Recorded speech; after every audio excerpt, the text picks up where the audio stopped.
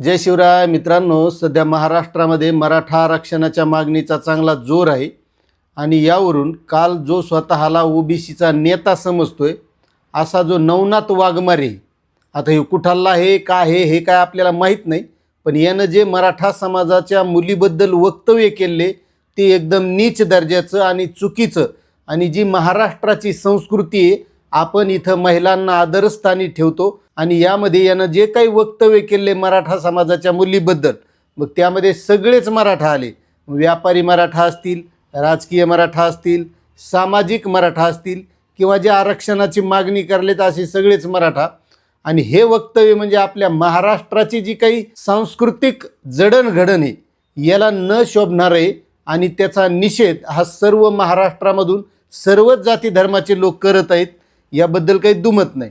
मात्र हे जे काही वक्तव्य केलं यानं, हा स्वतःला ओबीसीचा नेता समजतो, याच्या मागचं नेमकं कारण काय आणि मराठा समाजाच्या आरक्षणाच्या मागणीबाबत यानं मधातच तोंड घालण्याची गरजच नाही मुळात. कारण एक लक्षात घ्या, मराठा समाजाची जी काही आरक्षणाची मागणी ती रास्त अशी सरकारकडे. मग यामध्ये जे काही मराठा समाजाच्या या मागणीला विरोध करणार आहेत त्यामध्ये लक्ष्मण हाके असेल, हे नवनाथ वाघमारे असन, ते बटुळे बाबा असन.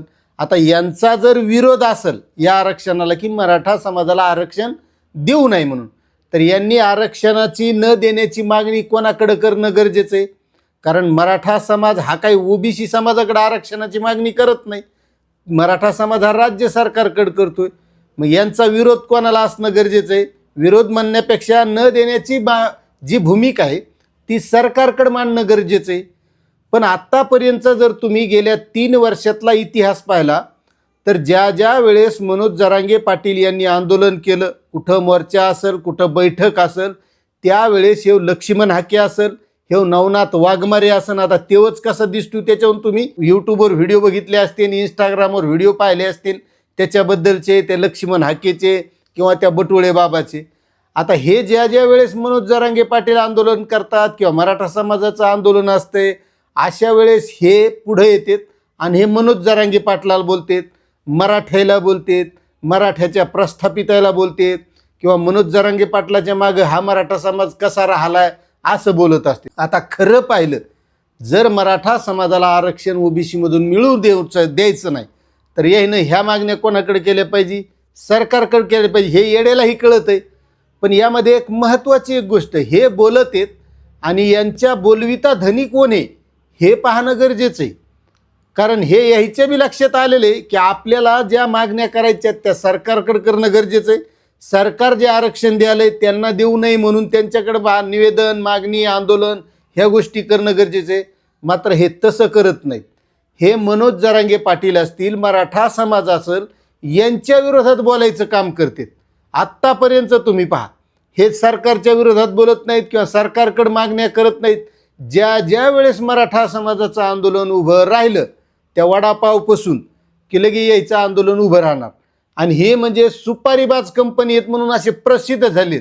यायच्या मागं कोणता समाज नाही, यायच्या मागं कोणी राहत नाही, याच्याबद्दल कोणी चांगलंही बोलत नाही. कारण चांगली माणसं ही मराठा समाजात आहेत, ओबीसी समाजात आहेत आणि सगळ्या समाजाला हे समजतंय की जसं आज मनोज जरांगे पाटील यांच्या मागं लाखोनं समाज आहे. कारण त्या माणसानं प्रांजळपणे हे आंदोलन उभं केलेलं आहे. आणि हे जे काही आंदोलनं करतात तर हे ओबीसी समाजाच्याही लक्षात आलं की मराठा समाजाला बोलून हे आरक्षण मिळणार नाही, असं होणार नाही. तर हे जर मिळू द्यायचं नसेल किंवा मराठा समाजाला वेगळं आरक्षण द्या, त्यांना ओबीसीमध्ये घेऊ नका, ह्या गोष्टी करायच्या असतील तर आपला सरकारकडे मागणी करावं लागेल. हे सगळ्या समाजाच्या लक्षात आले. मात्र हे काहीतरी कुणाच्या तरी सुपाऱ्या घेऊन समाजामध्ये दुफळी निर्माण करण्याचं आत्तापर्यंत यांनी काम केले. आता मनोज जरांगे पाटील कधी कोणत्या समाजाबद्दल बोलत नाहीत, ते बोलतील तर फक्त राजकीय नेत्याबद्दल किंवा जे मराठा समाजाला आरक्षणासाठी विरोध करतात त्याच्याबद्दल, ते समाजाबद्दल कोणत्याच बोलत नाही. मात्र ज्यावेळेस ते बोलायला लागतात त्यावेळेस हे सुपारी घेऊन उठतात आणि मग हे समाजाच्याबद्दल बोलतात, स्वतःच्याही समाजाबद्दल बोलतात की आमच्या मागं राहत नाहीत, आमच्या मागं राहत नाहीत. कारण समाजानं यांना ओळखून सोडलेले. आणि जे आता नवनाथ वाघमाऱ्यानं वक्तव्य केले याचा सर्व स्तरातून निषेध होत आहे. तसा मी सुद्धा निषेध करतो. नुसते मराठेच निषेध करत नाहीत तर ओबीसी समाजातलेही चांगले माणसं आहेत, ते या गोष्टीचा निषेधच करतील. आता यावरून आपलं काय मत आहे नक्कीच कमेंट करा. धन्यवाद.